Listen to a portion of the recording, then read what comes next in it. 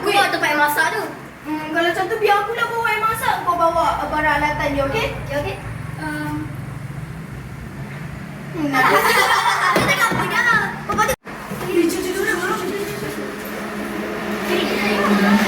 Woi, awak nak pergi mana ni? Ada bagus je. Nak pergi perpustakaan. Dah lah cantik. Jom jadi girlfriend aku. Girlfriend? Akak kan perempuan. Suka hati aku lah. Kau tak main. Tengok tu bel dekat bawah lah. Aku dengar diorang bagi tahu pasal kita lah dekat pengetua tadi. Ya ke?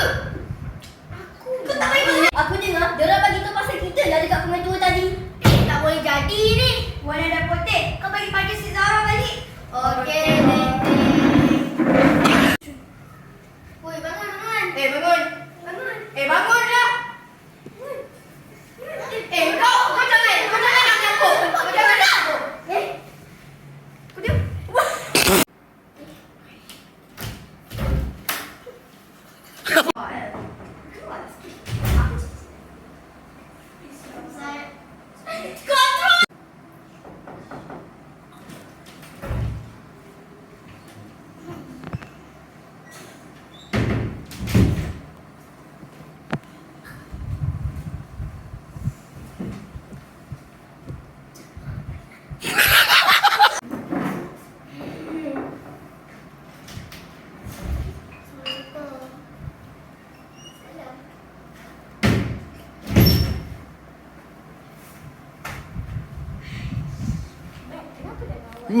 Aku tak puas hati lah dengan si budak Zara tu. Dah cantik. Ramai peminat pula tu. Aku ada idea. Apa kata kita masuk?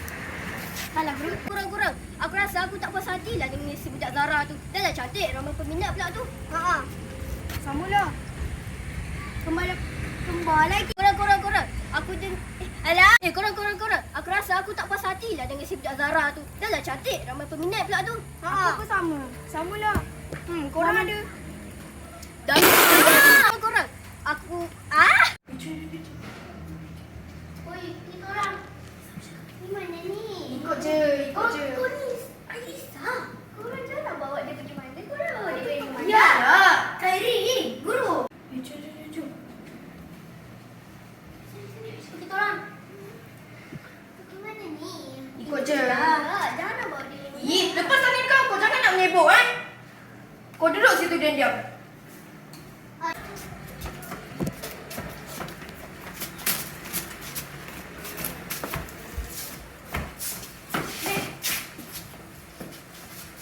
Aku benci kau. Aku tak suka kau. Pukul dia lagi, pukul dia. Padan dia kau. kita nak buat apa pula ni? Aku ada idea. Apa kata kita masukkan dia ke dalam mesin basuh? Boleh juga tu. Jom. Yes. Aku pun nak sabar nak tengok dia masuk dalam mesin basuh. Aku nak sangat tengok dia berpusing. Dan kembar dan potek.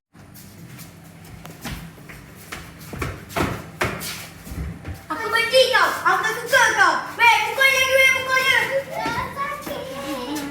Nak buat apa pula ni? Aku ada idea. Apa kata kita masukkan dia dalam mesin basuh? Okey juga tu. Yes, aku pun tak sabar nak tengok dia masuk dalam mesin basuh. Dedek, dah Wana, tolong masukkan dia dalam mesin basuh.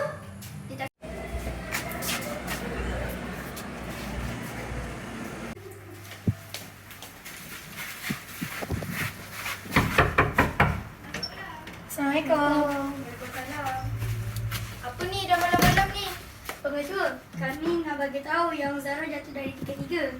Zara jatuh dari tingkat 3? Apa yang korang buat ni? Kalau macam tu, kita rahsiakan benda ni.